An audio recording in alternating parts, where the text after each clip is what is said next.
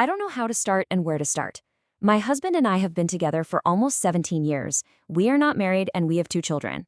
I don't want to complain, I just want to ask for an opinion and point of view, because I feel a little confused, and this will help me. What I wonder about is whether it is even worth fighting and making an effort. He is a man who is alpha. He doesn't like to show feelings and emotions, but like every woman, I need him to show me from time to time. You might say that you have been together for a long time. Yes, that is true. But he only showed a little feelings for the first 4 or 5 years. He is one of those people who doesn't show weakness. I haven't seen anything from him for a long time. By saying nothing. I am the one who provokes conversations. I would be happy if you share your opinion, and I will ask without a text. Thank you in advance. First off, I just have to say, it takes a lot of courage to share something this personal. And I want to be really clear about something right from the start. What we just heard, that isn't complaining. Not at all. It's a deeply, completely human need to feel seen, to feel loved, and to feel emotionally connected to the person you share your life with. That's not something that just fades away. It's a vital need, no matter how long you've been together. So, a 17-year question. Wow. After that much time with 2 kids, asking, is it even worth it? That's a really heavy question to carry. But here's something you might not expect. That feeling of confusion, it's actually a good sign. It really is. It means you still care. It means there's something there that you believe is valuable. That confusion is actually a sign of hope. Hope for a connection that feels more alive. Okay, so let's talk about this alpha idea. The post describes him as someone who doesn't like to show weakness, and that's a really important clue. From a psychological perspective, that alpha persona, it's not just a personality trait. It's often serving a very specific purpose. And if we can understand that, we can start to see what might be going on underneath it all. And that purpose? A lot of the time, it's what we call emotional armor. Think of it like a protective shell somebody builds around themselves to hide their vulnerability. Because for many people, they've been taught from a young age that showing certain emotions is a sign of weakness. So, and this is key, it doesn't mean the feelings aren't there. It often means the person just doesn't have the tools, or maybe they don't feel safe enough to ever show them. It's a defense mechanism, not who they really are inside. And this brings us to a really crucial distinction. We have to ask, is this a can't situation or a won't situation? In other words, is it that your partner cannot show feelings, like they literally lack the tools or the sense of safety to do it? Or is it that they just don't see a reason to?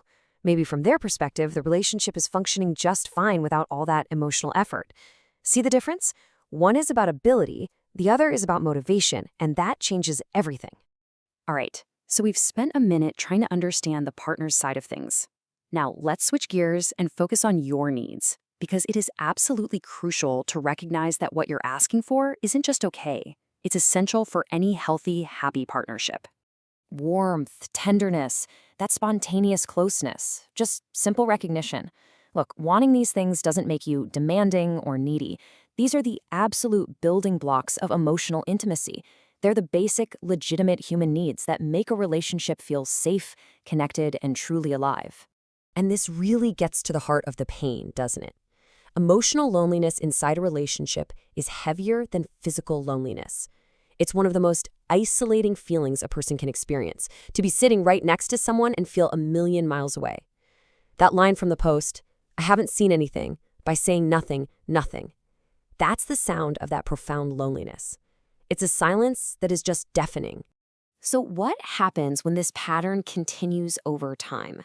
It creates this really unsustainable, draining dynamic. Because when one person is always the one reaching out, the one trying to spark a conversation, it just creates this exhausting cycle that can seriously wear you down. And this is exactly what that cycle looks like. First, you initiate the connection, you reach out, but then you feel that lack of response, that silence. And what happens next? It's so easy to start doubting yourself. You wonder, is it me? Am I not worth connecting with? And if that goes on long enough, you hit the 4th step, which is the real danger zone. You start to cool down. You just stop trying. Which brings us all the way back to that central question, the one that started this whole thing. Is it worth fighting for? But before we can even begin to answer that, we really have to redefine what it even means to fight for a relationship. There it is again. Is it even worth fighting and making an effort? This question is just sitting right at the core of all this confusion. It's about weighing all the emotional energy you're putting in against what feels like, well, a brick wall. It's the ultimate question of investment versus return, isn't it? So here's where we need to reframe the entire problem. You can't fight for a relationship by yourself. It's not a solo mission. It takes two people. So maybe the real question isn't, should I fight? The real question is there any willingness from my partner to join in the fight with me? A fight is actually worth it when you see a few key things. When there's at least a small reaction, when there's a willingness to just sit down and have the conversation, and maybe most importantly, when both people can acknowledge that, yes, there is a problem here. If you don't have those things, you're not fighting for the relationship. You're just fighting on your own. So, okay, before you make any big decisions, there is one more path to consider. And this one isn't about fighting at all. It's about trying to find some clarity through a totally different kind of conversation. It's so easy for long-term relationships to slip into what I call functional mode. You're basically running a company together. Kids, work, chores, bills, and you're great at it. But the emotional connection? It can just quietly fade into the background.